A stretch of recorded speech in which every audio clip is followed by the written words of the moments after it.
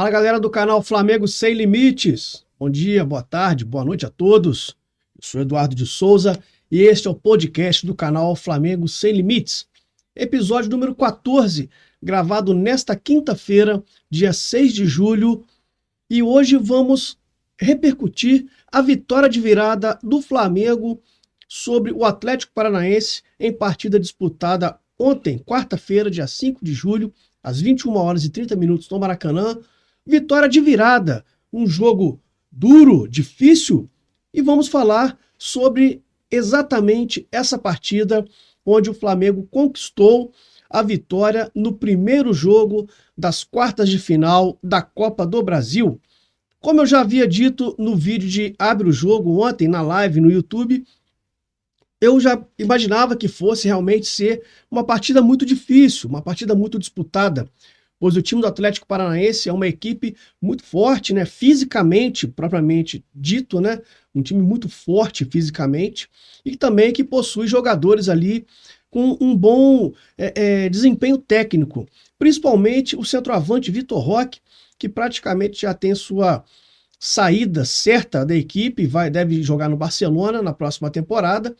E também o uruguaio Canóbio, que inclusive marcou um gol no Flamengo, né? O Atlético Paranaense abriu o placar fazendo 1-0 contra o Flamengo.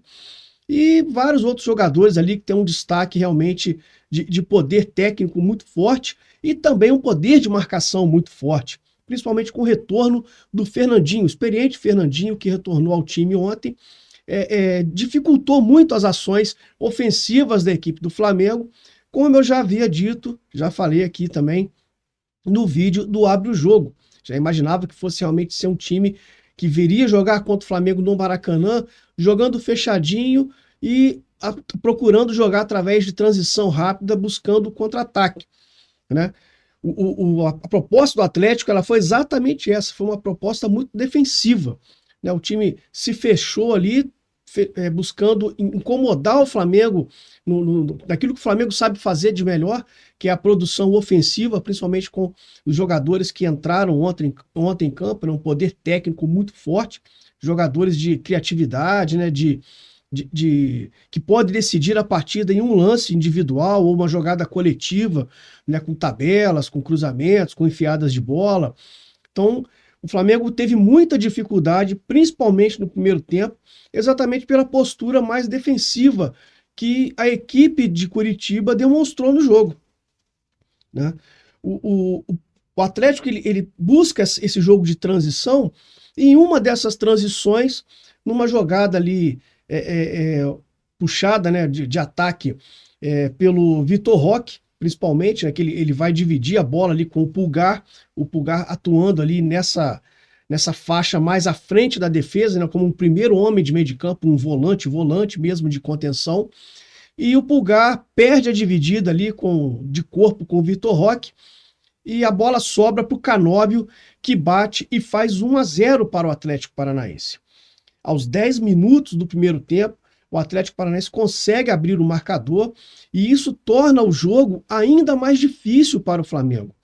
Por quê? Porque o Flamengo passa a ter que correr atrás do resultado, né? Eu já havia falado sobre isso, por exemplo, no jogo contra o Fortaleza, né, que o Matheus Cunha, ao pegar o pênalti, ele impede que o Fortaleza jogue mais fechado buscando o contra-ataque. Só que nesse jogo contra o Atlético Paranaense foi exatamente isso que acontece. O Atlético deu um chute no gol do Flamengo no primeiro tempo, e esse único chute no gol do Flamengo, a bola entrou, que foi o gol do Canóbio. Então, a partir dali, o Flamengo passa a ter uma posse de bola muito alta, muito elevada, batendo na casa dos 72, 73, quase 75% de posse de bola. Só que é uma posse de bola muito estéril.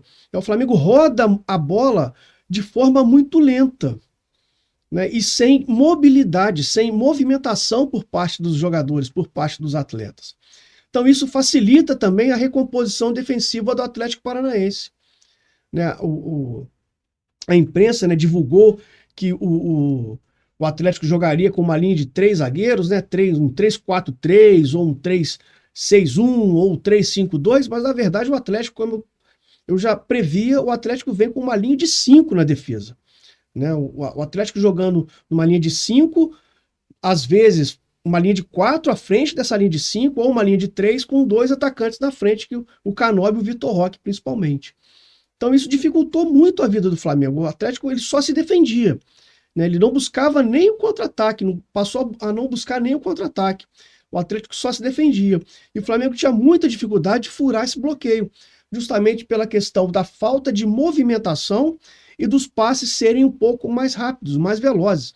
Eu tenho aqui na pranchetinha, para explicar aqui para vocês, ou mais ou menos, a disposição tática aqui. Ó. Nós temos o Flamengo, olha, o Flamengo entrou praticamente no 4-2-3-1, né, com o Pedro aqui no comando de ataque, mas esse Flamengo no 4-2-3-1, muitas vezes com a bola, né, o Flamengo com a bola, o Everton Ribeiro abria aqui, ó, por esse lado, o Gerson fazia esse corredor por aqui, o Arrascaeta flutuava, muitas vezes dando liberdade para a chegada ou do Vitor Hugo, ou às vezes, ontem o Pulgar foi um pouco mais tímido na partida, mas foi mais o Vitor Hugo que teve essa liberdade de flutuar, fazendo essa aproximação com os homens de frente. E principalmente buscando liberar os laterais. Com isso, o Vitor Hugo avançava, ou pela direita, ou pela esquerda, se juntando aqui ao Gerson, e o Pulgar fazia às vezes de um falso terceiro zagueiro aqui. Então, quer dizer, o Flamengo às vezes atacava com uma linha de 7 jogadores. Enquanto isso aqui, ó, o Atlético se defendia com uma linha de 5 defensores, bem postadinha, fazendo o balanço, né, para lá e para cá, quando o Flamengo invertia as bolas de um lado para o outro, buscando alargar a defesa. Aqui uma linha de 3, com o Fernandinho mais centralizado aqui nesse meio, né, os outros 2 volantes atuando por aqui, e o Canóbio e o Vitor Roque para puxar o contra-ataque.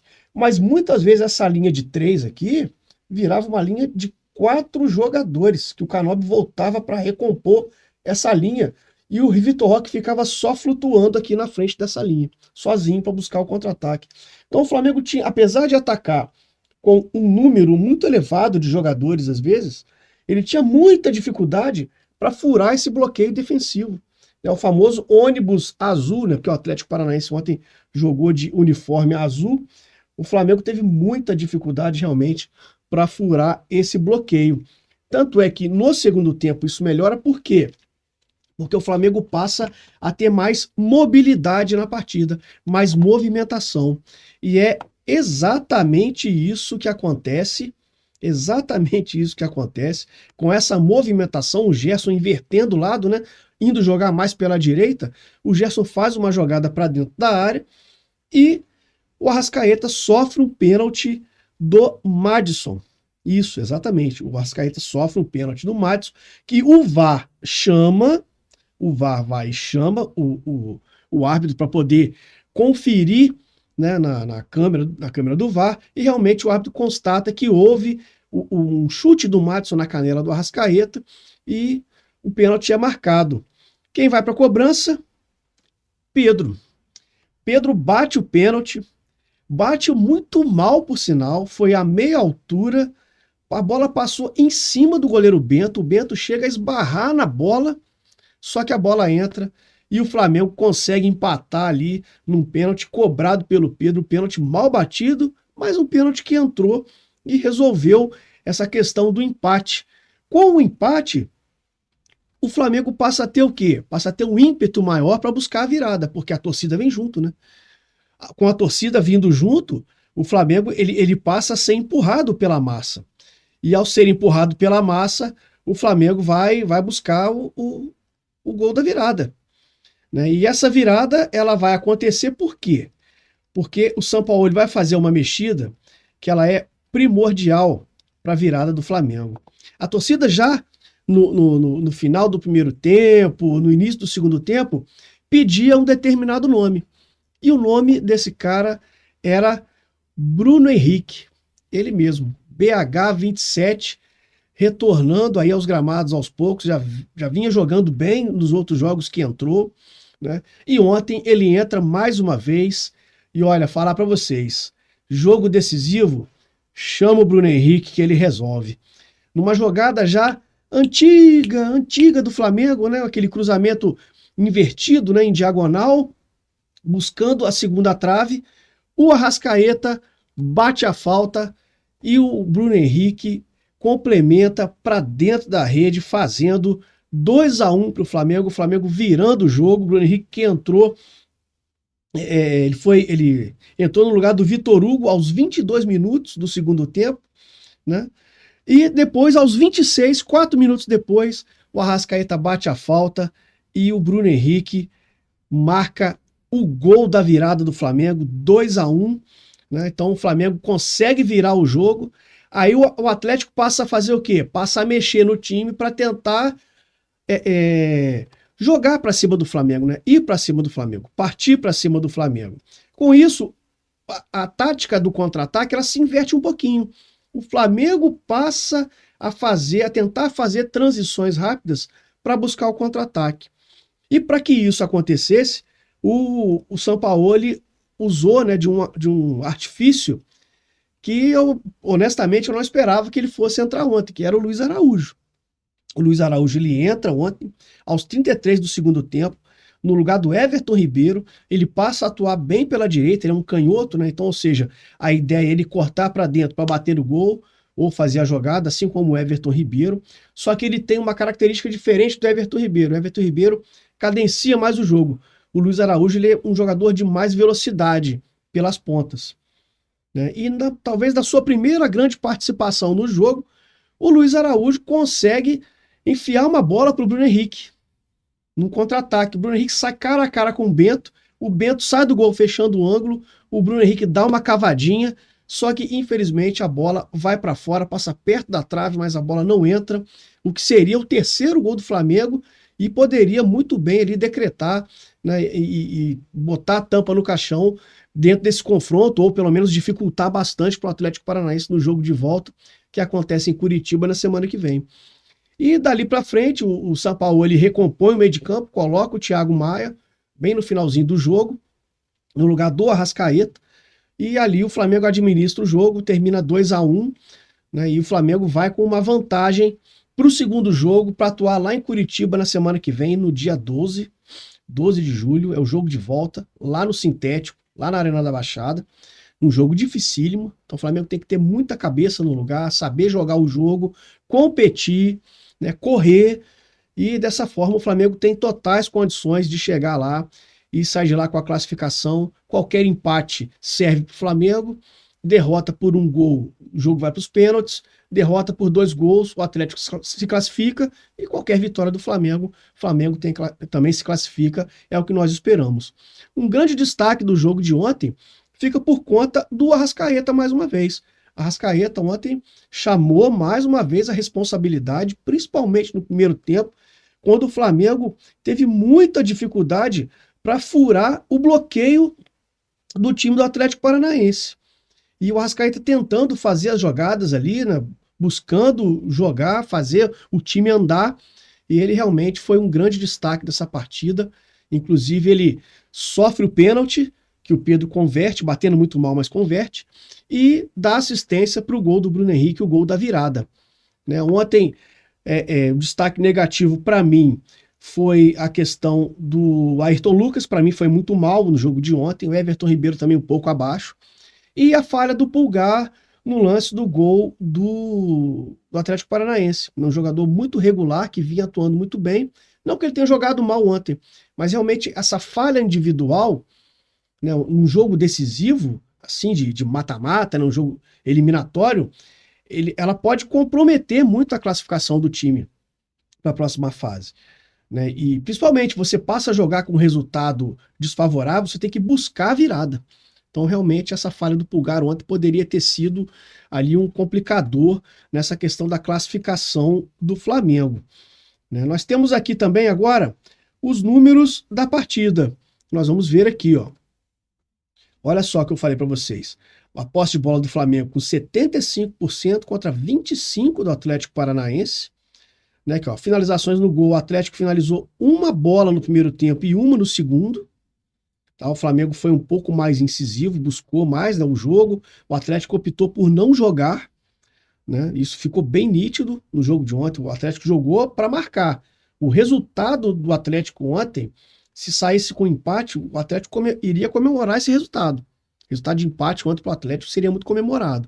Como eles saíram na frente, eles viram ali a possibilidade de repente vencer o jogo e começaram a jogar bem fechadinho, como eu já expliquei para vocês. Né? Aqui, ó, para você ver uma disparidade dentro da partida.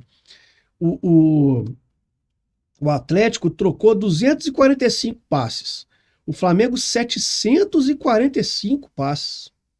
O índice de acerto de passe do Flamengo é 92% contra 67% do Atlético. Então, assim, realmente o Flamengo ele foi muito dominador, né? Foi um time que dominou muito a partida com a bola nos pés e tentando jogar. O que complicou foi uma boa retranca, uma boa defesa montada pelo Atlético Paranaense para encarar o Flamengo dentro do Maracanã, mas mesmo assim o Flamengo conseguiu a virada que deu a vitória no primeiro jogo, no jogo de ida da Copa do Brasil, certo? Bem, agora a gente tem aqui também, só para fechar esse assunto do jogo de ontem, o mapa de ações, né, de ofensivas e defensivas. Né? Quanto mais próximo da cor mais clara, é maior o índice. Então vocês veem aqui, ó, que o Flamengo praticamente só jogou do meio para frente. E o Atlético, em contrapartida, jogou praticamente só atrás, recuado e se defendendo, como eu já disse para vocês aqui, ó. O jogo se desenrolou 46% no meio de campo, sendo que aqui, ó, o Flamengo dominou as ações do meio de campo, né? Na área defensiva do Flamengo, só 16%, já na área defensiva do Atlético Paranaense, ofensiva do Flamengo, 38%. Então isso realmente chama atenção, como o Flamengo foi muito dominante nesse jogo de ontem com a posse de bola. E aqui também nós temos, só para questão de curiosidade, o chaveamento, né, da Copa do Brasil com os outros resultados dos outros jogos. O América Mineiro venceu o Corinthians pelo placar de 1-0. O São Paulo venceu o Palmeiras também pelo placar de 1-0.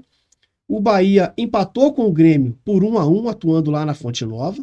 E o Flamengo venceu o Atlético Paranaense de virada por 2-1. Ou seja, uma característica aqui desses 4 jogos foi exatamente o que? Os placares mais magros, né, mais apertados.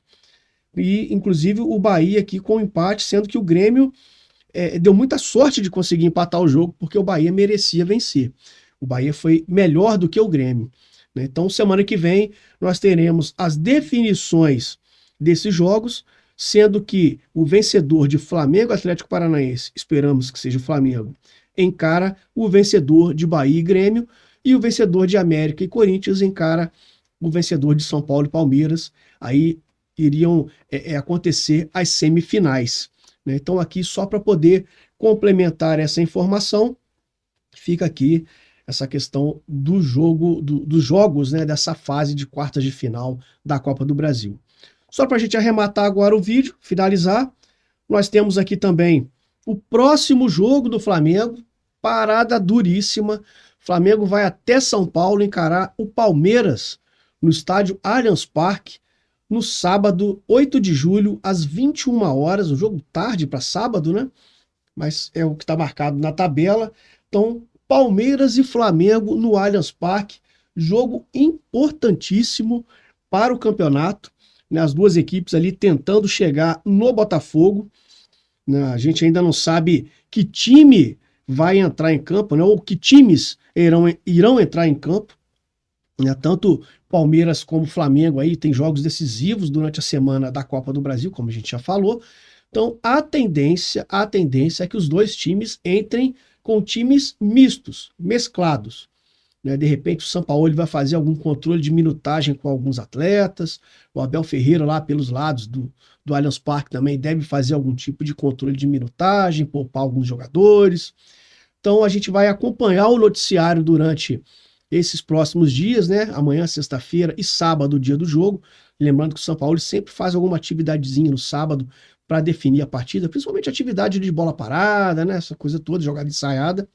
Então vamos aguardar aí as definições da equipe do Flamengo e da equipe do nosso rival lá de São Paulo, para ver quais times irão entrar em campo para poder atuar no sábado às 21 horas lá no Allianz Parque. Certo? Então é isso, galera. Mais uma vez, pedir para vocês se inscreverem no canal, acionar o sininho para receber as notificações, deixa o like aí, divulgue para os amigos, para as amigas, né? Todo rubro-negro, rubro-negra e até torcedores de outras equipes, se quiserem também dar uma moral pro canal, fiquem à vontade. Então é isso, se cuidem, a gente volta com mais informação. Estou preparando um videozinho sobre o Fla Basquete, então fique atento, né? Vai começar a temporada aí de basquete, Flamengo remontando sua equipe, tá? Então é isso, galera. Um abraço e saudações rubro-negras.